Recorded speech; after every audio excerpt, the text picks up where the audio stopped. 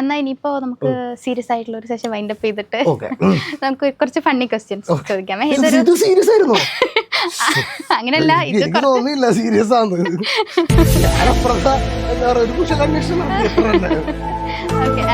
ഇനി കുറച്ച് കുസൃതി ചോദ്യങ്ങൾ പോലെ. ഇല്ല, സിമ്പിൾ ക്വസ്റ്റ്യൻസ് ആണ്. ഓക്കെ, ഫസ്റ്റത്തെ ക്വസ്റ്റ്യന്, മെയ് മാസത്തിൽ ജനിക്കുന്ന തേനീച്ചയുടെ പേര്. മെയ് മാസത്തിൽ ജനിക്കുന്ന തേനീച്ചയോ? IQ ലെവൽ ഭയങ്കര കുറവാണ്. മാസത്തിൽ ജനിക്കുന്ന തേനീച്ച വേണമെങ്കിൽ ക്ലൂ തരാം. ഒരു ഇംഗ്ലീഷ് വേർഡാണ്.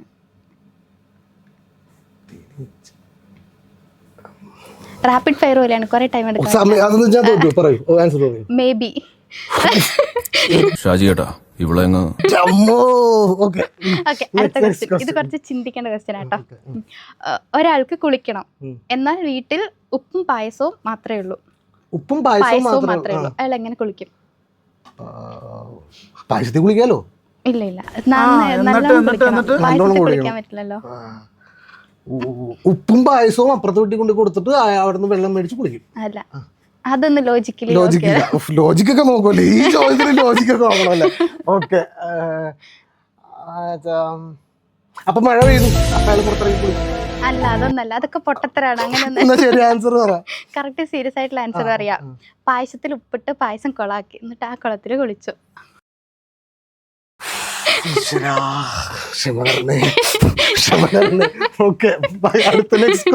ഇനി ഭയങ്കര സിമ്പിൾ ആയിട്ടുള്ള ക്വസ്റ്റ്യൻ ആണ്. യാത്ര ചെയ്യാൻ പറ്റാത്ത സിറ്റി. യാത്ര സിറ്റി അല്ല, ആലോചിക്ക്. യാത്ര ചെയ്യാൻ പറ്റാത്ത സിറ്റിയോ? ഇംഗ്ലീഷ് വേർഡ് ആണ്. English word. യാത്ര ചെയ്യാൻ പറ്റാത്ത ഇതുപോലത്തെ പൊട്ട ചോദ്യങ്ങളൊക്കെ ഞാൻ എങ്ങനെ പഠിച്ചെടുക്കും എന്നുള്ളതാണ്.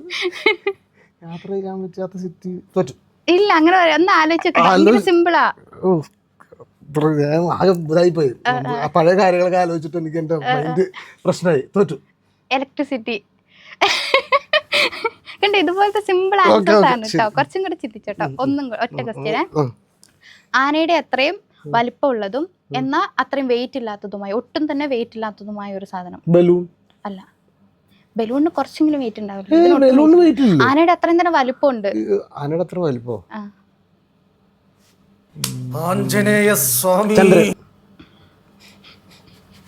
ചന്ദ്രൻ ആനയുടെ അത്ര അല്ലല്ലോ. ഇല്ല, ആനയുടെ അത്രയും തന്നെ വലിപ്പമുള്ളൂ. ഇതിന് ആനയുടെ അത്രയും കറക്റ്റ് അത്രയും വലിപ്പം തന്നെ ഉള്ളൂ ഇതിന്. ആനേനെ പോലെ തന്നെ ഇരിക്കും. ഇനി എന്ത് ക്ലൂ? ആനേനെ പോലെ തന്നെ ഇരിക്കുമോ? ആനയുടെ ആനയല്ല. പിടിയാന അല്ല. പറയട്ടെ, ആനയുടെ നിഴല്. അത് കൊള്ളായിരുന്നു. നല്ല ആൻസർ ആയിരുന്നു. അത് നല്ല ആൻസർ ആയിരുന്നു. ഇലക്ട്രിസിറ്റി പോലെ കുറച്ച് കൂടുതലാന്ന് എനിക്ക് തോന്നുന്നത്. ഇലക്ട്രിസിറ്റി പോലെ ആയില്ലോ. പക്ഷെ ഒന്നും കൂടെ. ഇനിയുണ്ടോ? Last question. വലിക്കും തോറും ചെറുതാകുന്ന സാധനം. Rubber band. വലിക്കുമ്പോ വലുതാവല്ലേ? സിഗരറ്റ്. ഓ, അത് പറഞ്ഞു. അത് സിമ്പിൾ ആയിരുന്നു. ഇനി വേണോ? ഓക്കെ, അത്രേ ഉള്ളൂ. എന്തായാലും ഇത്രയും നേരം ഭയങ്കര ഫണ്ണായിട്ട് അതെ, എന്നെ സഹിച്ചതിന് താങ്ക് യു. ഭയങ്കര ഫണ്ണി ആയിട്ടുള്ള ഒരു സെഷൻ തന്നെയായിരുന്നു. എന്തായാലും ഇനി നല്ല നല്ല പ്രോജക്ട്സ് വരട്ടെ, ഇനിയും കുറെ ഉയരങ്ങളിൽ എത്തട്ടെ. എന്തായാലും സന്തോഷം. Okay, thank you. അടുത്ത ഇന്റർവ്യൂവിൽ കാണാം.